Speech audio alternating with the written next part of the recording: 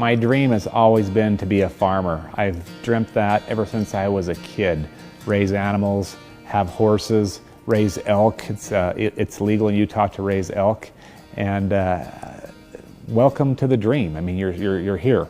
We are here at the lodge inside of our facility, and we're glad to have you here. My name is Hymus, and this is not the way that I envisioned the dream, with the fireplace behind me, the couches, the pool tables. This is not the way I planned it. I always thought that I'd be farming cattle, elk, and horses out in a field.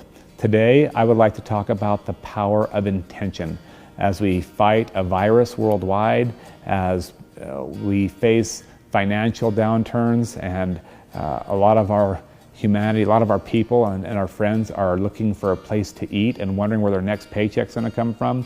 I have a few thoughts and ideas that I would like to share with you on how to get through this crisis and relate it to my experience of farming.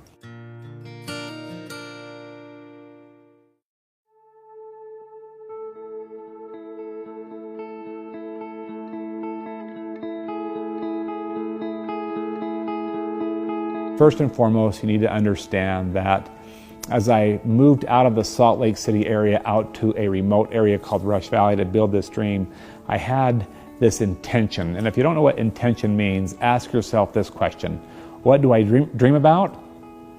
What do I sing about? And what do I cry about? That will answer the question for you, what your intentions are in life. So my dream was to always have a farm, as I mentioned. I sang about it in the car when I listened to country music, and I cried about it when I didn't find the right piece of land. So what do you dream about, what do you sing about, and what do you cry about? That will answer the law of intentionality. How do you live a law of intention? Well, no one has ever got anywhere by intention alone. You have to have acts. So I was building this dream when I had an accident on the farm and became what you're seeing today. So I am numb in both my hands. My arms are numb. The movement that you're seeing is strictly shoulders. I lost everything from the armpits down. 2 out of my 3 chest muscles gone. The only muscle that's in my chest is my diaphragm, which allows me to sit here and breathe without being hooked up to a tube to my neck. Stomach muscles are gone. My midsection is gone. My legs are both gone. And the feet, I can't feel my feet either. With that said, that took place on the ranch while building the dream. I had a bale of hay roll over and fall on my head, punched my head through the steering wheel, and the shaft went through my mouth, which broke out everything that you see here, all my teeth, and it broke the vertebrae and severed 95% of my spinal cord. And that's where my pandemic started. Speaking of pandemic, it's kind of interesting how this has worked in my life. It always seems that the current pandemic that we're going through is the worst one. Now, I don't want to take away from COVID-19 or the financial crisis that we're all in, or a bad economy, or the downturn in work, or the fact that a lot of us are looking for jobs or looking for babysitters, or wondering whether or not we should or should not send our kids back to school. I really don't know the answers to any of those questions. All I know is this: I really haven't gained much until I've lost everything in my lifetime. I'll say it again. No one's ever climbed going downhill. So in order for us to understand our true potential, we must understand that principle. It's what my dad said to me in the hospital. Son, I've got some good news, and then I've got some news that's gonna stretch you a little bit. The good news is that you're still alive and you're here, you're able to grow. By the way, getting old is automatic. Everybody gets old, gets bald, bald like me, or gray. Growing, that's gotta be something you're intentional about. I love growing by studying other people, reading about other people's faith, studying other people's cultures. I love growing that way. My dad told me that they fixed all the broken bones in my neck, and that was good news. Then my dad gave me some news that I didn't want to hear. He told me that I had lost everything that I just mentioned to you, and that the doctors did not have a cure for that. There was no stitches, no glue, no duct tape. There was no way for them to mesh the spinal cord back together, and that I would be a quad at the age of 27, married to a beautiful girl and 2 little boys. Shondell and I shared 2 little boys, ages 3 and 1, at the time of that accident. And then my dad gave me a call to action. He asked me if I would be willing to be a better farmer. I know it sounds kind of ridiculous to me too. It didn't make sense. He asked me to be a better husband. That was a joke. I mean, I can't even hold her hand, let alone have another child with my wife. Certainly she deserves better. Those were some of my thoughts back then. He asked me to be a better coach. basketball is our favorite. I don't know how one teaches a kid how to do a layup with no legs and no hands. I thought that was stupid. And my dad asked me if I would be a better disciple. It just didn't sound like he was credible. I mean, I can't even turn the pages on the good book, so how does one read or study? So I called my dad's bluff right there in the hospital. I said some things that would be inappropriate to say on the Wholeness network, or any network for that matter. I just can't repeat what I said. My dad heard my vocabulary, he turned around, and he walked out of the intensive care unit of the hospital. We're going to stop my presentation right there. I have a question. Why is my dad walking out of the hospital? Just think about that for a second. Why would you leave your kid? I mean, I'm helpless. I'm 27. I can't even hit the call button to get the nurse in the room. My dad just heard me, and he turns around, and now he left a dark room, even darker than it was with him in it. The room's already dark because I'm breathing through a machine. There's beeping noises going on all over the place. I got a respirator in. I got a feeding tube up my nose, going down my throat into my stomach, giving my body nutrients, and I am struggling. My dad turns around after me speaking to him through the trach. Through the trach, I was able to get my profanity out, and he walks out of the room. My question again is why? And some of you might be thinking he was hurt. I'm sure that's the case. Some of you might be thinking to teach me a lesson. I'm sure that was probably part of it. My dad has since told me why he walked out.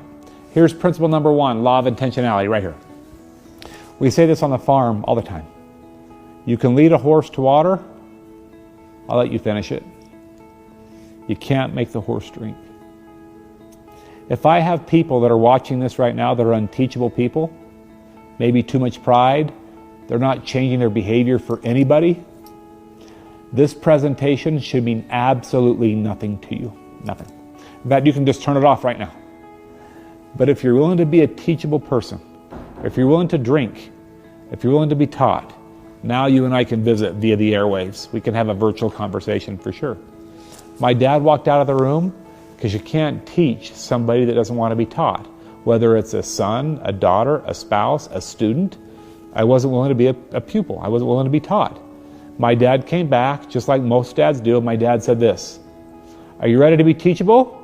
Or are you just going to sit there in that chair like everybody else does? And that's my question to all of you.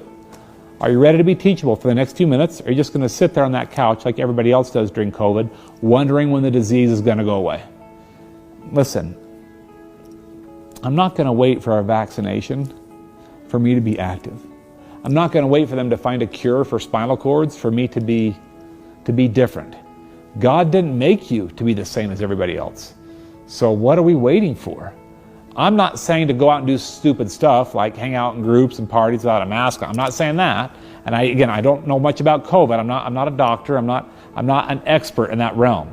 I'm just saying that if you're sitting around waiting for somebody to solve your problems, instead of reinventing yourself or learning to do things differently, don't expect to have much success. I'm the only quadriplegic known of by Guinness that travels the world alone. Well, up until COVID anyway.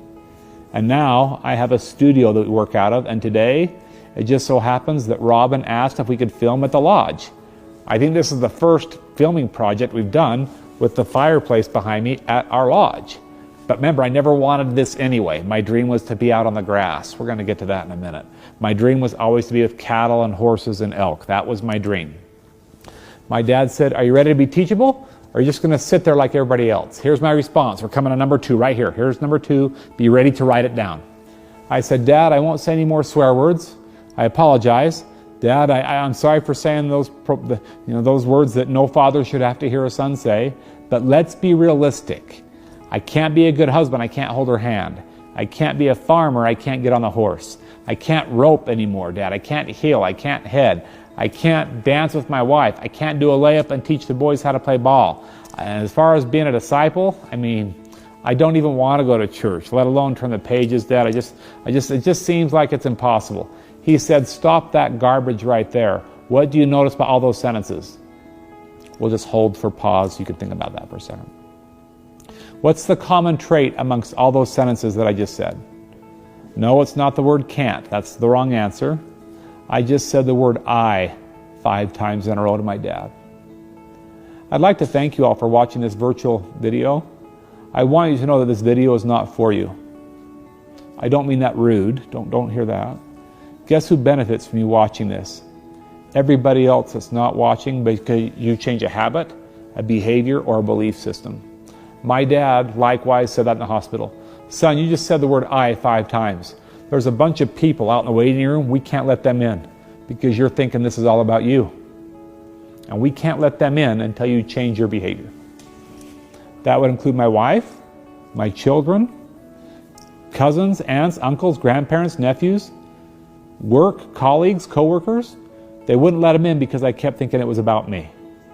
Please remember that this Wholeness Network, these presentations, they're not about you. Try and use the words you, we, ours, and us more than I, me, and my. I'll say it again. Use the words you, we, ours, and us more than I, me, and my. So the next time you decide to talk to somebody, open up your mouth, send a text, do something via a card, send off an email. The next time you decide to do that, use the words you, we, ours, and us more than I, me, and my. Watch what happens. 2 things will happen. The first thing is automatic. Your focus becomes on others' needs, fears, and victories before yourself. And the second thing is even better. You don't have time to think about your own problems. Now you know why I've got to keep myself busy. I've got to be helping people. I've got to be speaking. I think in the last 22 years, I've been to 89 countries on all 7 continents, and I spend about 27 days a month on the road. I'm not saying that to brag. My dream was always to farm people. So let's wrap this up with that the way we started. I told you all that my dream was to be out in the green fields with cattle, elk, and horses. You know what I found out? I don't have to be on green grass, secluded to 40 acres, farming animals to be a farmer. The last principle I will share with you is to not think too small. Today, as I mentioned, I'm the only quadriplegic known of by Guinness that has traveled to 89 countries, and I travel alone. I'm still married to Shondell. We have 4 children now. We just changed our belief system about how children are made, I guess. We adopted a couple of kids. Gracie comes to us from Guatemala, and Caleb comes to us from Ethiopia. So now we have 4 beautiful children instead of 2. Oh, speaking of Shondell, we're still married. I know, doesn't make sense to me either. We just celebrated 26 years, and for 20 of those, I've been in a chair. I don't know what to say about that. It just doesn't make sense to me. What an angel she has been in my life. And I have found great joy in farming people into what I just shared with you. Remember what I said about the law of intentionality. I am very intentional about the way I live my life.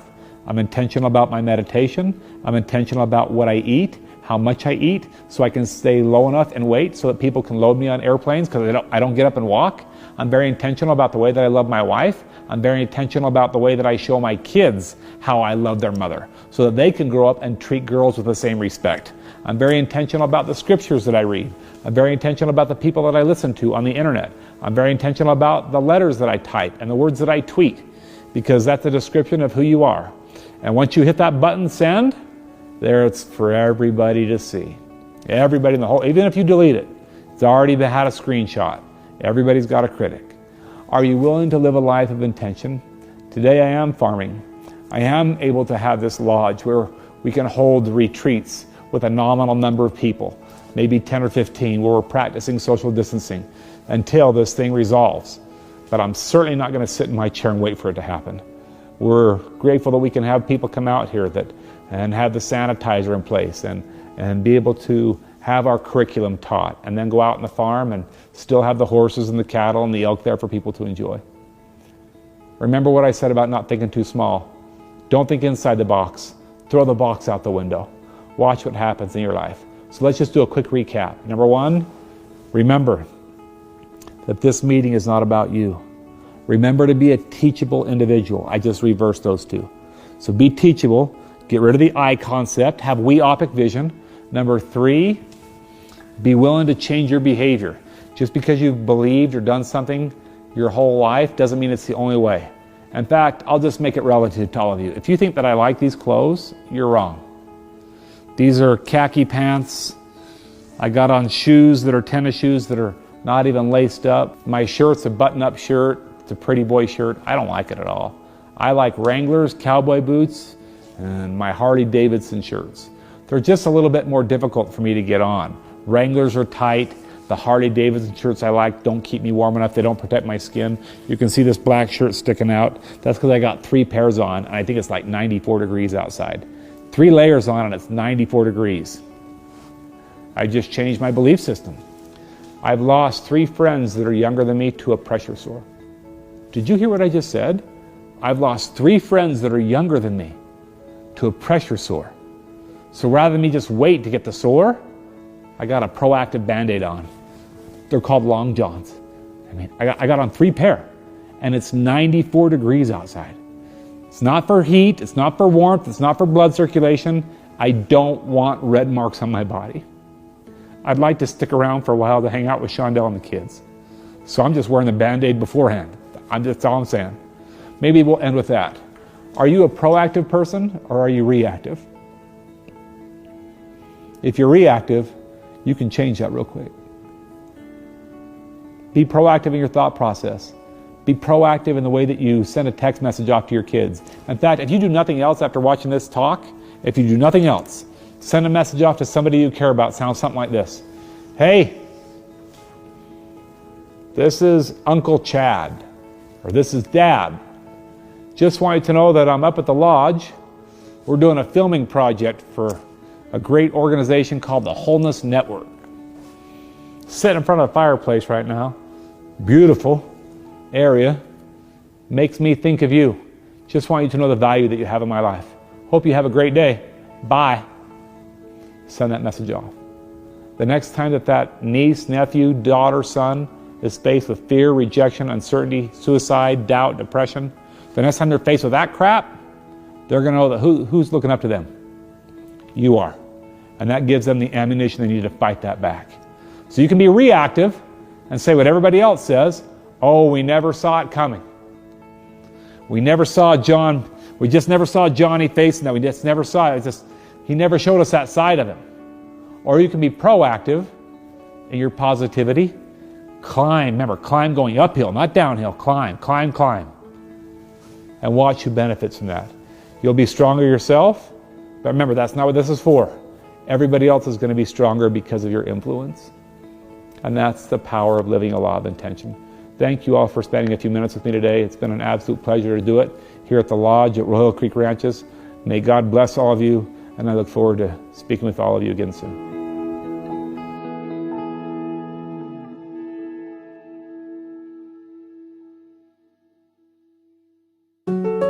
Feel empowered every day with wholeness videos, meditations, downloads, classes, and more by joining the Wholeness Library at thewholenessnetwork.com.